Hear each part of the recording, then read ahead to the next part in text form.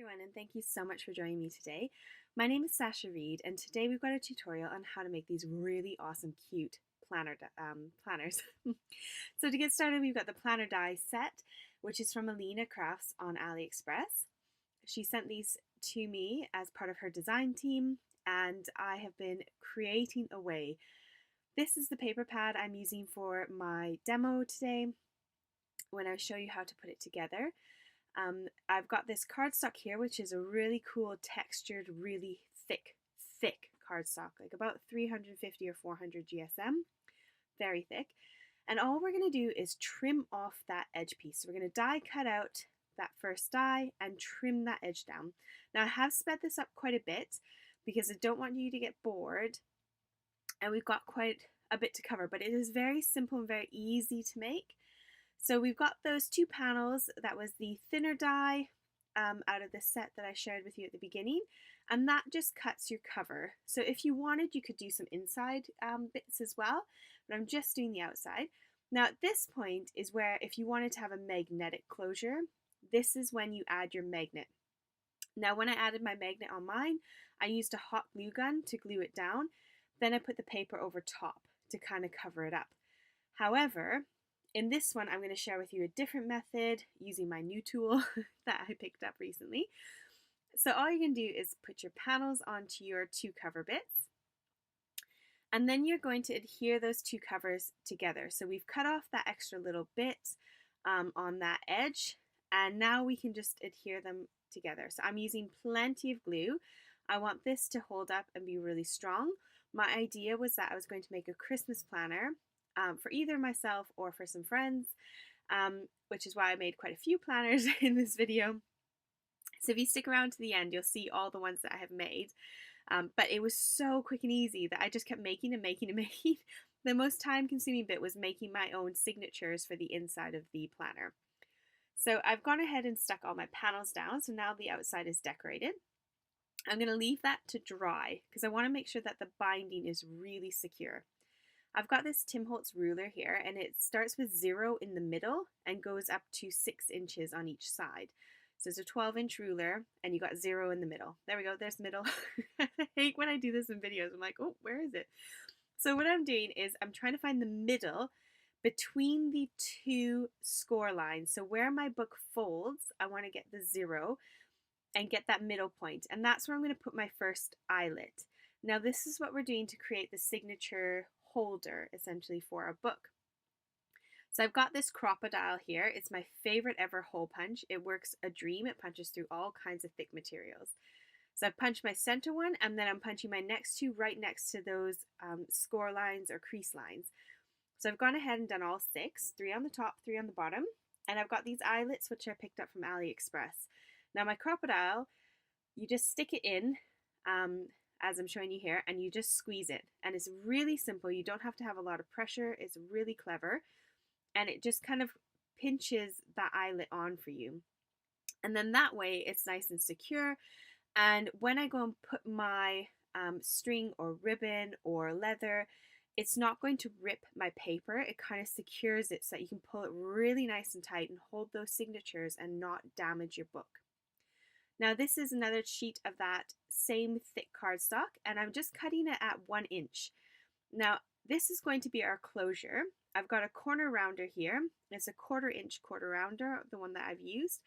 And I'm just kind of rounding the corners because I found it looked a lot nicer when I did it that way. You grab your bone folder and do what you would do with some string for a balloon and kind of just pull it between your fingers to get it to curl naturally and kind of loosen the fibers of that cardstock. And all I'm doing is reaching it round, pinching it, and then cutting it off where I feel like is going to be a really good spot to kind of have as a good length. So I'm just kind of eyeballing it. There's no measuring in that bit. And then again, I've rounded my corners to kind of give it a nice finish.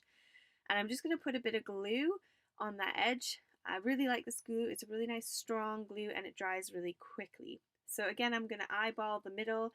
I could get my Tim Holtz ruler out again and measure it, but I just can't be asked. So we just stick it on. And again, I've left this to sit for a couple minutes before I go and plonk this big box on it. This is my new tool. I shared it in a haul video.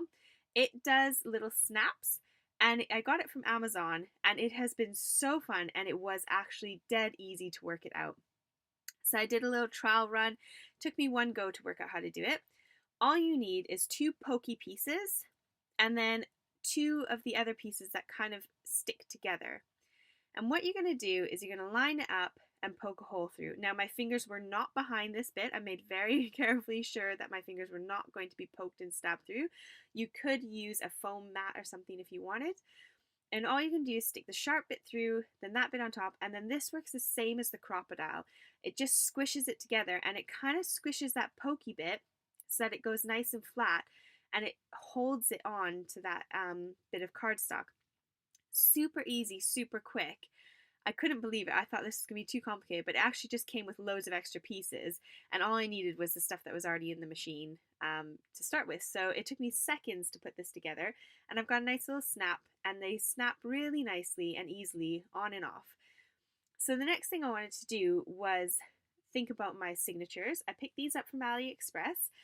I got some blank ones, craft cardstock ones, lined ones, and then a diary one. And I got a few of each.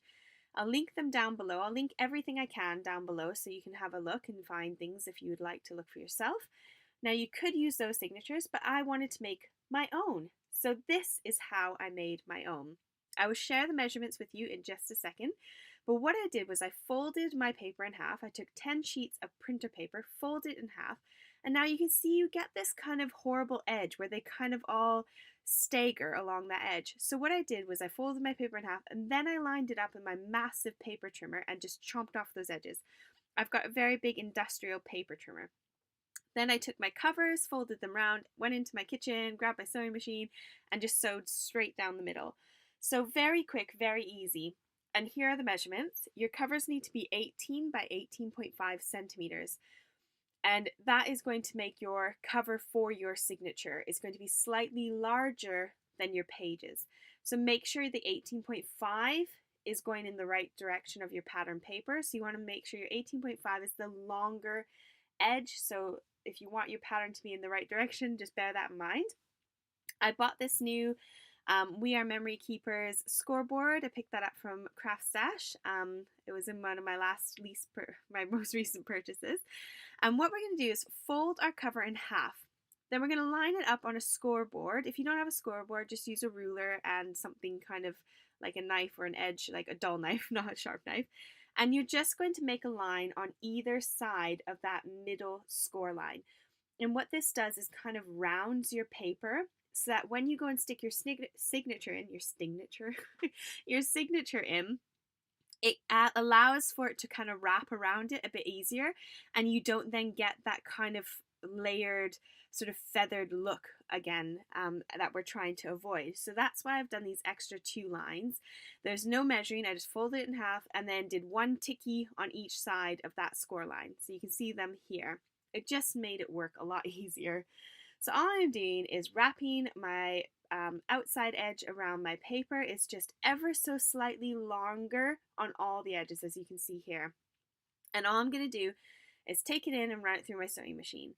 So I've not got the footage of me sewing because it's a bit difficult. I'd have to shift all my camera work into my kitchen just to do the sewing, and it would probably jiggle a lot. But here they are, they're all finished, and literally I just sewed down the center. And it does look a bit messy on the outside, but that outside edge is the bit that's going to be covered up by our binding. So we don't have to stress about that and don't have to worry. But now we've got signatures that match our book.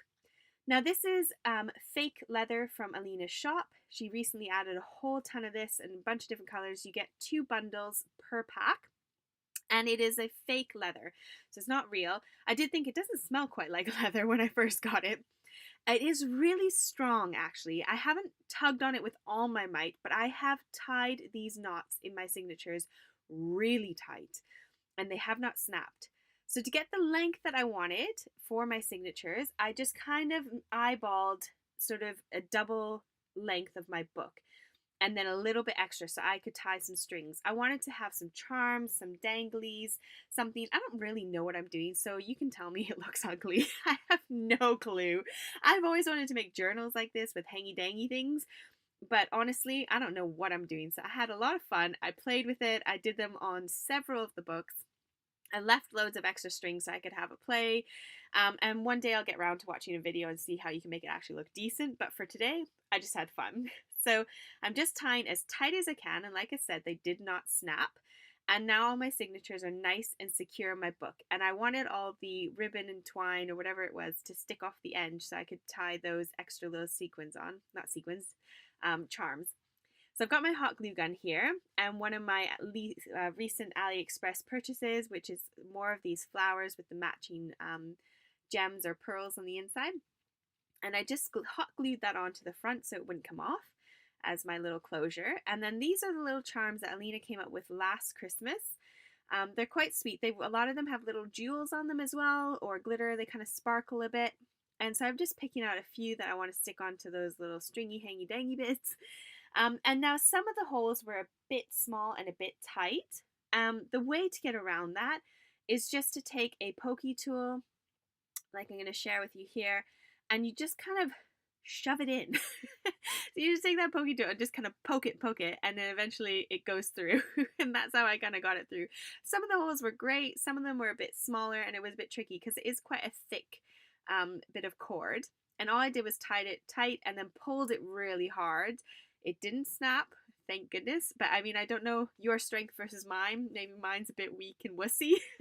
So bear that in mind. Give a good tug on it before you use it if you do buy some of this, and just make sure you're not going to pull it too tight. But it seemed to do the job really well.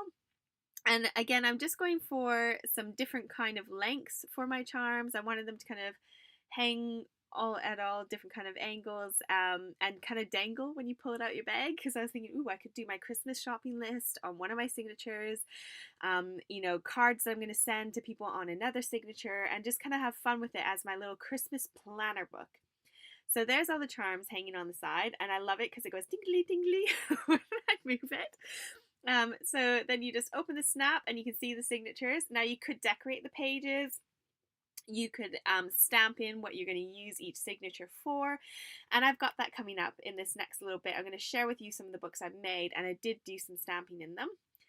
So now I've got my Alina's double-sided adhesive sheets. I am addicted to these. I don't know how many packs of these I have bought over the past year, but I use them so much on my intricate die cuts. It makes my life so much easier.